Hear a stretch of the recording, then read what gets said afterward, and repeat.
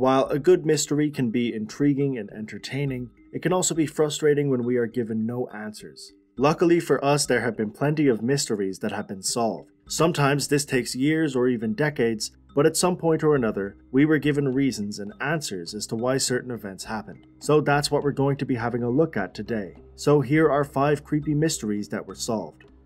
Number 1. In 1997, the NOAA, the National Oceanic and Atmospheric Administration, detected an ultra-low frequency that was tremendously loud, deep in a remote part of the South Pacific Ocean. Initially, it was speculated that the noise may have come from an animal, but the noise was so loud that it couldn't have come from a whale or any other documented mammal, meaning that if it did come from an animal, it would be the loudest and most likely the largest creature on Earth. Obviously, this is an exciting prospect, and it's one that theorists latched onto, claiming that this was proof that an animal several times larger than the blue whale was out there, a real-life sea monster that was over 250 feet in length. Although a creature this size was never actually found, the theory remained popular for over 15 years until 2012, when the NOAA gave a very plausible explanation for why this happened. The sound had shown extreme similarities to ice quakes, which are seismic events that can be caused by icebergs rapidly cracking and falling into the ocean. It explained why it happened in such a cold, remote location, and it also explained why nothing was found. This is a phenomenon that happens in areas just like this all the time, but most of these sounds go undetected, so when an event like this was actually recorded, it was difficult to explain. It's obviously a more boring, straightforward explanation, and for some, it may even be disappointing. However, it's better to have an actual answer instead of just constantly speculating. Number 2. On the 5th of December 1952, an incredibly thick layer of smog engulfed the city of London. It lasted 4 days and was considered to be the single worst air pollution event in the history of the United Kingdom and one of the worst in European history. It was estimated that up to 12,000 people died because of this, and over 100,000 people became ill. People had their theories as to why this happened, but no definitive answers were given. Research began almost immediately, and while some came forth with an explanation, they were either disproven or couldn't be confirmed. Researchers knew that emissions from burning coal had something to do with it, but that the exact chemical process couldn't be explained. That is until 2016, when atmospheric scientists from the United States concluded that the sulfur dioxide released from the burning of coal had converted into sulfuric acid, which caused the fog to be lethal.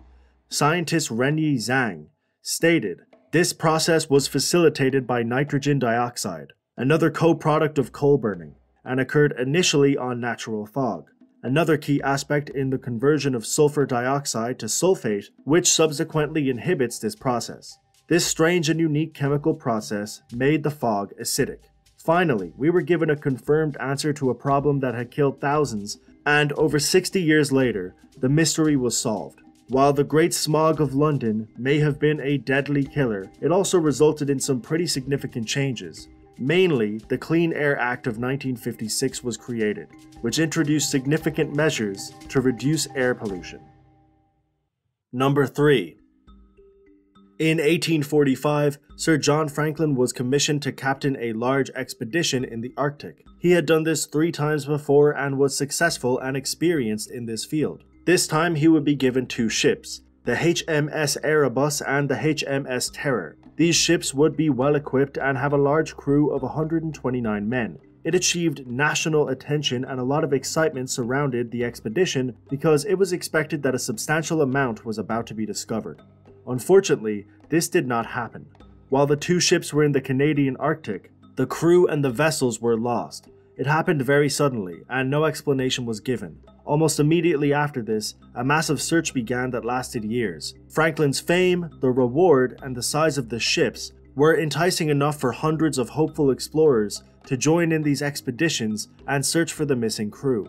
Sadly, these expeditions weren't very successful, but around a decade later, an explorer known as John Ray was surveying an island near where the ship was lost, known as King William Island, and spoke to some of the people in the local community who said that they had a run-in with the lost crew. This gave some insight into where the crew was at the time of their demise, and around 5 years later, a note was found on that same island that shared details about the expedition. It stated that Franklin had died in 1847. The crew had spent 2 winters on that island, and many of them died because of this, and over 20 members of the crew died before the ships were even abandoned, which may have happened in April of 1847. Through combined research, reports, notes, and very simply time, a substantial amount of information was discovered about this lost expedition. They now had exact dates, records, notes, known the cause of death, and the frame of time that the crew died in, and they also knew the general area where these ships were. But throughout the entirety of the 20th century, both of these ships remained completely lost.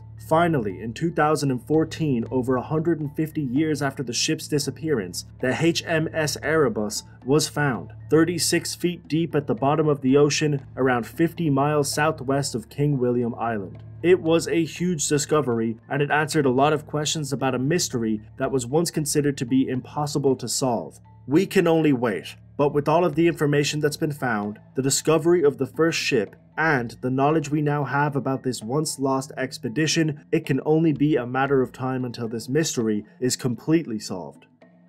Number 4.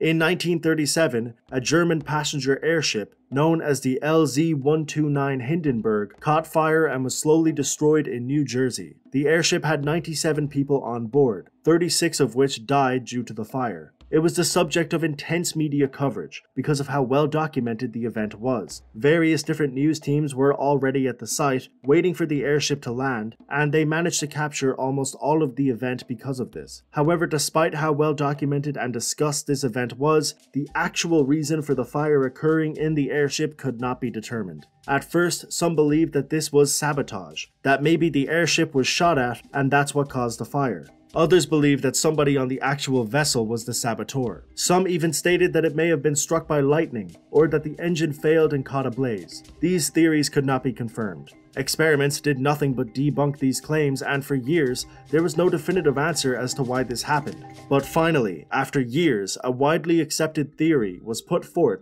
and it actually had some pretty substantial evidence behind it. Using scale models, archived footage, and studying eyewitness reports, experts stated that an electrical storm had occurred, which charged the Hindenburg with static. That ignited a pre-existing gas leak which caused the fire. It might not be as exciting as sabotage or as easy as lightning, but it is the most plausible explanation and has been widely deemed the official reason for the Hindenburg disaster. Regardless, this disaster did have some significant cultural impact, as it was symbolic of the death of the airship era, which was already on its way out as it was being replaced with the much faster and arguably safer mode of transport, the airplane.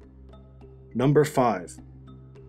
In the summer of 2017, a giant sea creature washed up on a beach in an Indonesian island, and after it was recorded and posted online, it went viral because of its intriguing nature, and it begged the question, what was this strange creature? Well, at first there was some conflicting reports. It was speculated that this might have been the corpse of a giant squid because the locals reported that it had tentacles, but this corpse was around 50 feet in size and didn't have any other similarities to a giant squid, so the answer was this was most likely a whale, a baleen whale to be exact. But this raised 3 big questions. The first question was, why did this corpse wash up on shore? Usually when a whale dies, it sinks to the bottom of the ocean and decomposes, but this specific whale made it all the way to a remote Indonesian island. The second question was, why did the locals report that the whale had tentacles? Obviously, whales don't have tentacles, so this cast doubt on the claim that it was a whale at all. And the third and final question was, why was this specific whale so big? It seemed to be wider and shaped differently than a normal baleen whale.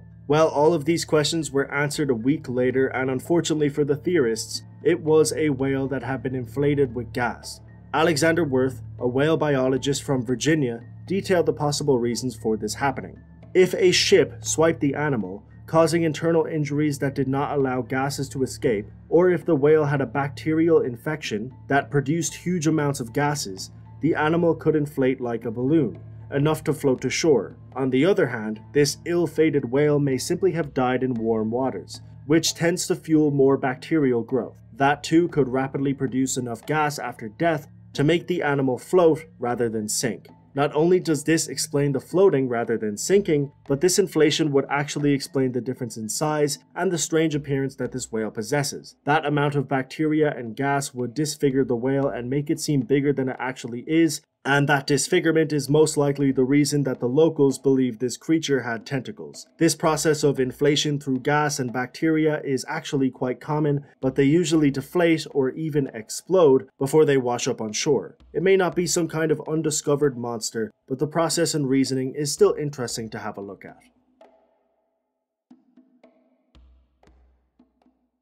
And that is it for this video. Thank you very much for watching. If you enjoyed, don't forget to hit that like button. I'll be back next week with the first episode of a new web series. I can't wait to show you what I've been working on. Also, I want to say a big thank you. I announced the second channel last week and almost 1,000 of you have subscribed since. We are on 2,500 subscribers over there. So thank you very much. There will be a new video tomorrow on that channel, so make sure to go check it out. But like I said, that is pretty much it for now. Thank you very much for watching. I will see you next week.